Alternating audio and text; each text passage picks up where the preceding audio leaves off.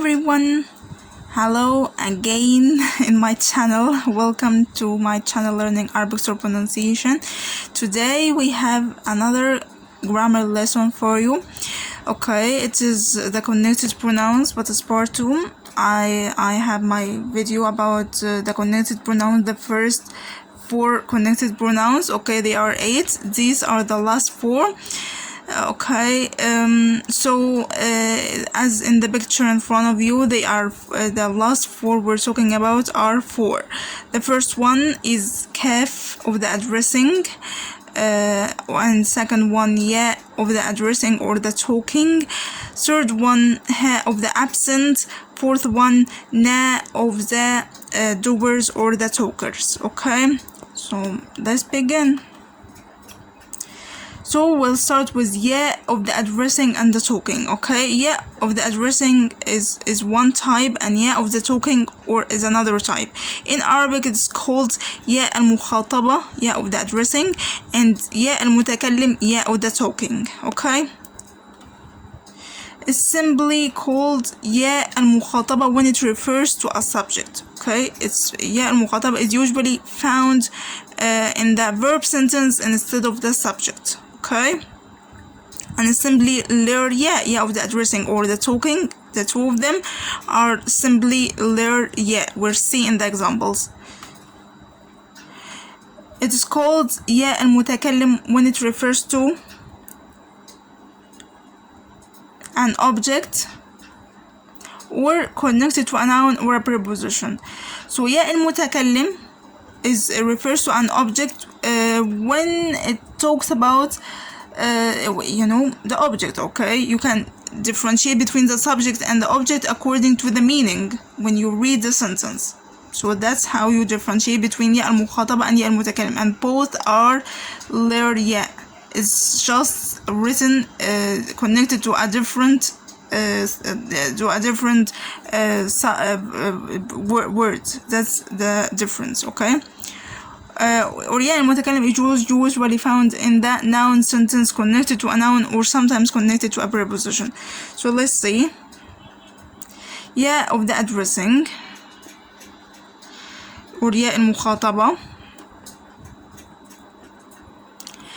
Ya al-mukhataba is usually connected to present form of the verb or the imperative forms. Okay, and it's used to talk about females or address a female. Okay, so it's usually talking about a female, about females usually, or when you address a female in front of you. Okay, let's see examples.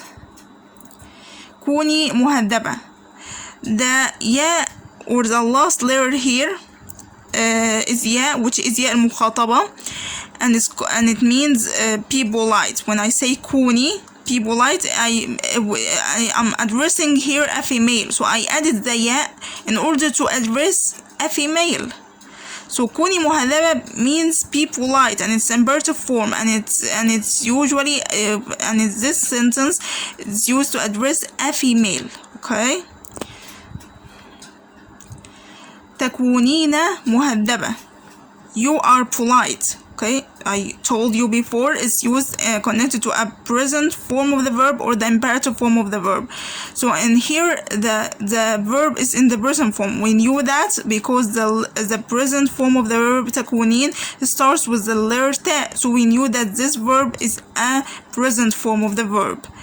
Okay, and the ya here is ya al-mukhataba, as you see here, circled.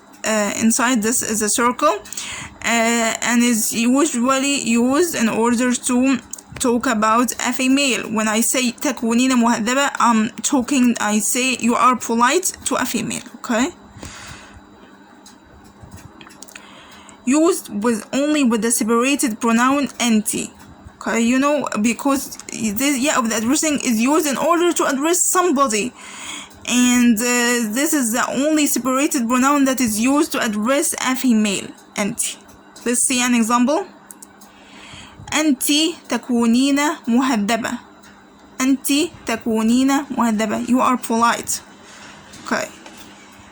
You see here تكونين مهذبة and أنتِ تكونين مهذبة, the same meaning in English. However, in Arabic, it is there is a specificity when I say أنت تكونين مهذبة in order to emphasize the meaning and emphasize the subject I'm talking to. I'm here saying that you, the female, and I address her with in order to be to feel that something is important. On contrary to saying only تكونين مهذبة, you are polite. Okay, so get the meaning. Let's move on.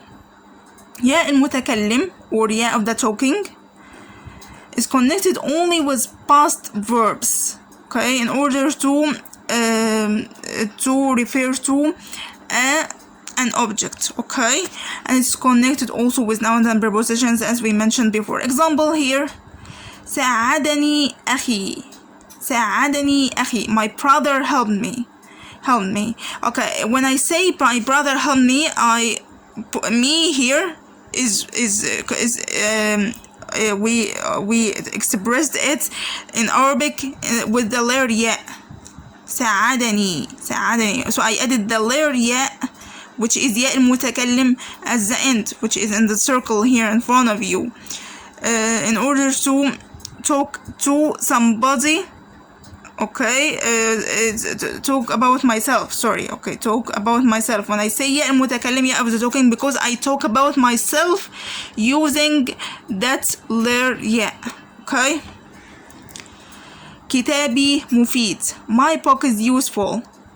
Okay, as you see here, my book. When I say my is referred in Arabic by the letter يا, in order to express myself, to talk about my book. Okay, so this is connected to a noun, connected to a preposition here.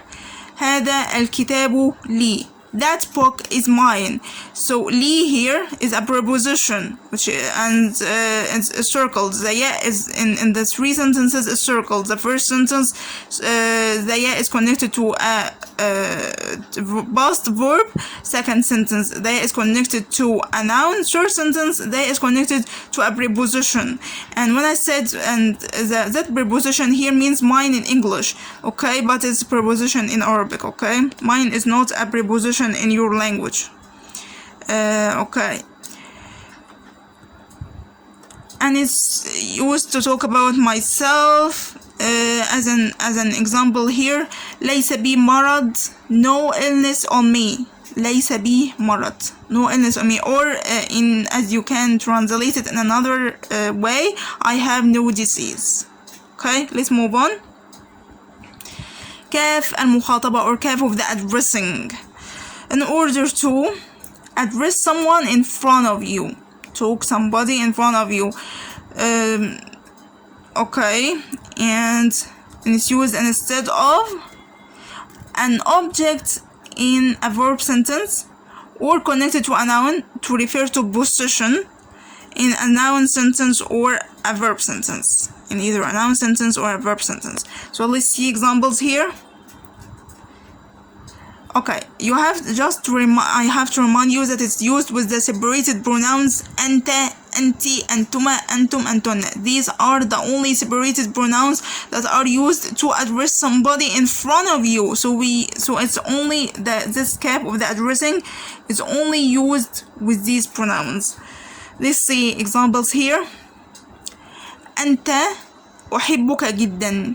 أنت أحبك جدا. The cap of the addressing is circled here, and this sentence means you, I love you so much.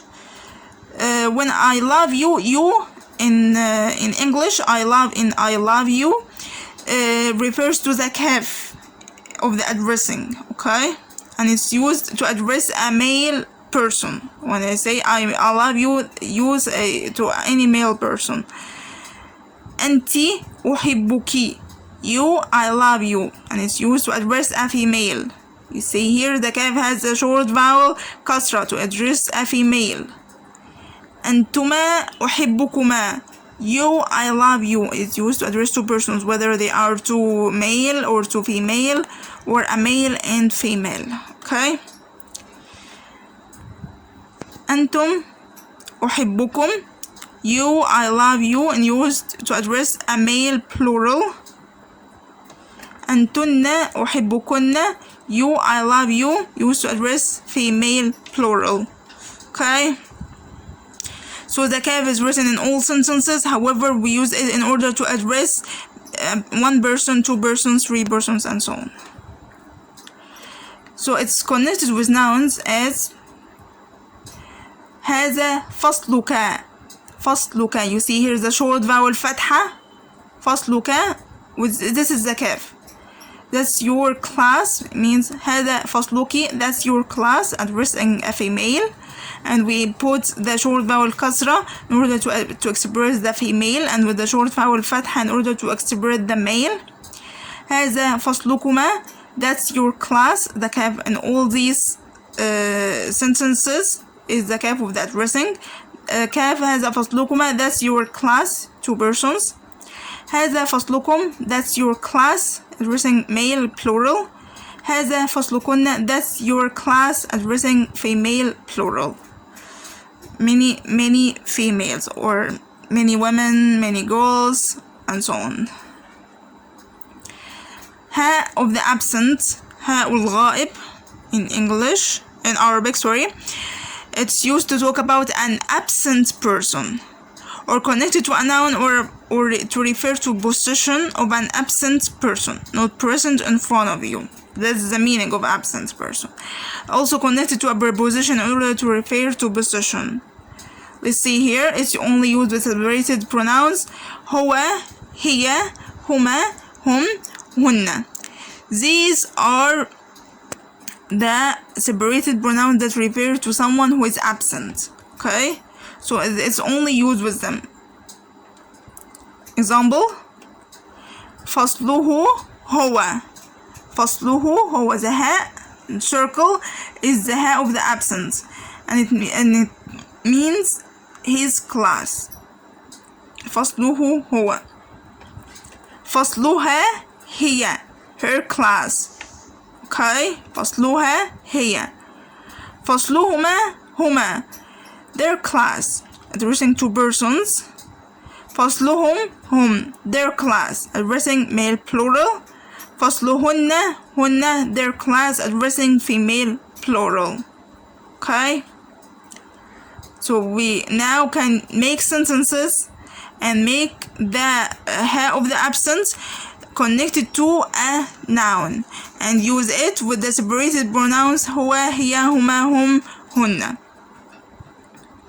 Now it's used instead of an object in a verb sentence, as in this sentence. سامحه الرجل. The man forgave him. سامحه الرجل. Him means refers to the ha of the absence in the sentence in Arabic. Okay. Connected to a preposition to refer to possession. That's such as هذا الكتاب له. له here is a preposition. So the ha here is connected to the preposition lam. Okay. As you can see here, the preposition له consists of two alphabet, or two Arabic alphabet, lam and ha. So lam is the preposition and ha is the ha of the absent. And له here means his in the English sentence. هذا الكتاب له means that book is his. His here means له. Okay. Most cases refers to male. Okay. In most cases, only if it ends only with ha, without any adjectives. Let's see how. له refer to male. لها refer to female. Okay. Now let's move on to na of the talkers or the doers. na المتكلمين or na الفاعلين. And the same are only one thing. They are not two things.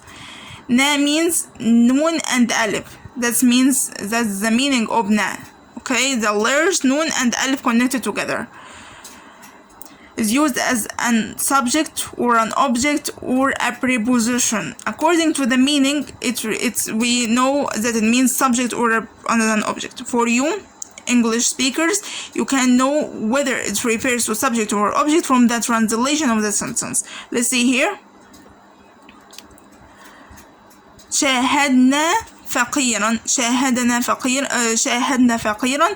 We watched a poor man. شاهدنا فقيرا. The noun and alif in the last circles refers to na of the talkers or the doers, and it refers and it's used to express in English we watched. Okay, it's translated in English we watched.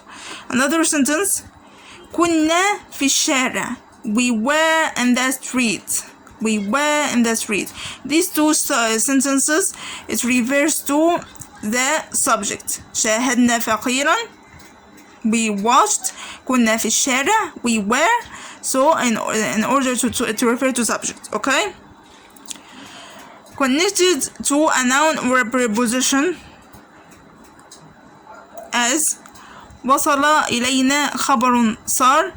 Good news came to us. وصل إلينا خبر صار. Good news came to us. Came to us. Us here refers to the إلينا. Okay, which is the na of the talkers. And in the second sentence, مزرعتنا جميلة. مزرعتنا جميلة. Our farm is beautiful. Na of the talkers here. It's used instead of the object as in the sentence here. شاهدنا الحارس. The guard watched us. شاهدنا. You can see here it's different from the sentence يشاهدنا. يشاهدنا. We watched. شاهدنا. We watched. Here شاهدنا الحارس. The guard watched us. شاهدنا, and it means us. Okay, na of the talkers means us. يشاهدنا الحارس. The guard watches us. Okay, us here instead of na. Thank you for watching. I hope I haven't said a lot, but I hope you understood and you learned something new and you can express yourself using the connected pronouns. Bye.